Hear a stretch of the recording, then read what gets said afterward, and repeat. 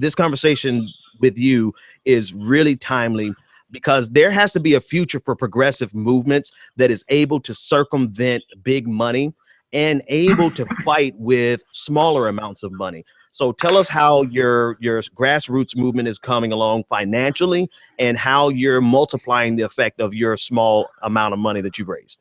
Okay, yeah. So in our district, we just had, well, across the country, there was April filing. So we know how much all the congressional people have been raising so far and how much they've been spending.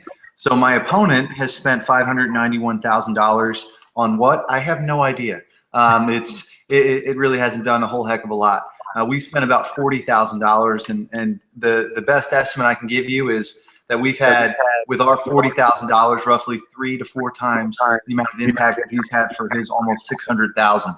So he'd have to spend about $2 million to get the same kind of impact that we're getting out of our $40,000 to $50,000. And that's because of the cutting edge targeting that we're doing. That's because of the incredible amount of volunteers that we're bringing in. And it's also because, quite honestly, our message, it just wins. Every person we talk to, every door we knock on, every speech that I give, people agree with what we're doing. What are you, what's the polling looking like coming out of there? Well, typically in congressional primaries, there is usually no external independent polling. The Norcross campaign, if you look at their expenditures, has spent almost $100,000 over the last 6 weeks on polling to figure out why we're doing so well.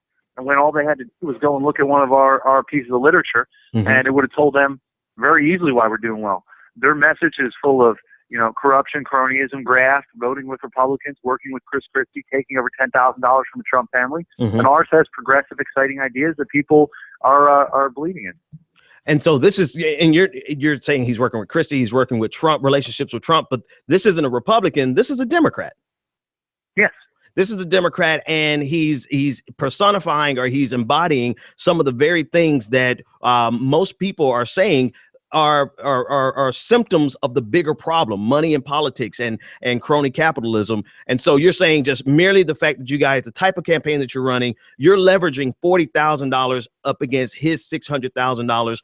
What I know you don't have any polling, but what type of feedback are you getting on the streets, on the grounds? How big is your database growing, your mailing list? What percentage, what is that looking like? What indications do you have that you're in a good position as this candidate?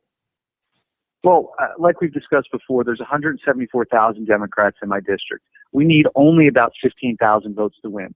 Now, I'm not advocating that our model would work everywhere, especially not in a general election, but in this primary election where we need 15,000 votes to win, this kind of extremely targeted, extremely high impact, high frequency voting model that we put together is working very well. Let me give you an example. This last weekend, right, we spent, I don't know, maybe $400, but we had 40 volunteers come in.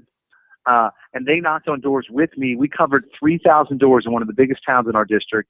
Every high-frequency Democratic door in that town we hit over the course of 2 days. 3,000 doors, almost 5,000 Democrats. We did that for $400. Wow. Now, the Norcross group was spending that, it would be thousands. I'm sorry. Start that again. Not even start it again. 3,000 doors, 40 volunteers, and $400. Did I hear you correctly? Yeah. I mean, and some of that cost was just food. Making sure we had donuts and coffee for our volunteers and transporting people around and stuff like that. Our materials are not all that expensive. We have wonderful literature. We have some great postcards. We have some innovative folding mailers, all that kind of good stuff.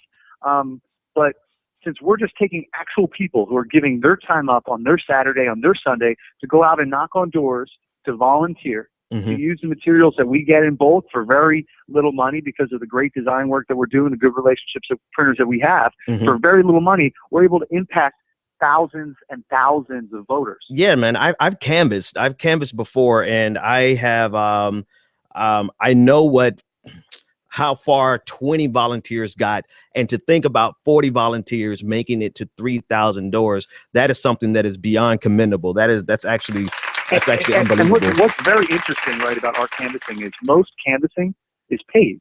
There's nothing wrong with paid canvassing, but paid canvassers are going to be, at best, 1/4 as effective as volunteer canvassers. Let me tell you why. No matter your education level, no matter your socioeconomic level, people, all people have an innate ability to tell when you are full of shit when you come to their door.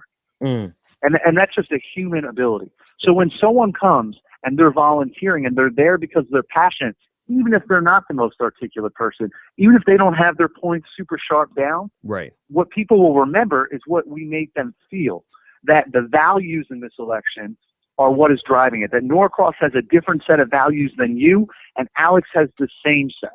And that passion for, coming out and volunteering and doing that, it comes through and it resonates with people.